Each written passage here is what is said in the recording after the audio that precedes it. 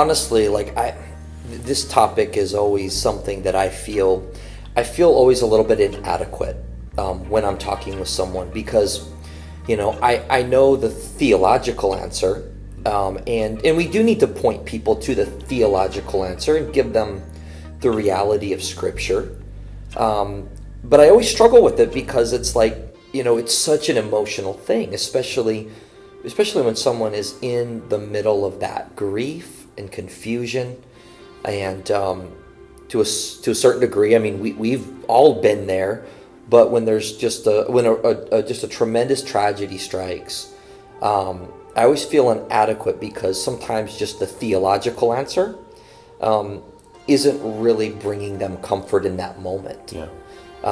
And so what I try to do is, yes, give some scriptural truth, but try to just let that person know, those people know, that we care, that I'm there for you. I want to walk with you through this. I want to pray with you. We as a church want to come alongside of you to help in any way that we can. But I don't try to unload all of the fix-it answers and all, and really dive deep into all of the theology behind it. Yeah. I think there's definitely a time you need to have that conversation. Right.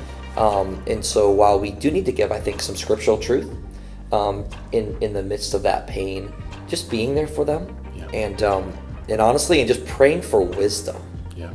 on what to say, and because again, I always feel inadequate in those situations of just struggling to find the right words. Yeah. So I pray that God will give me wisdom, and I just try to let them know that we're there for you and we want to walk with you through this.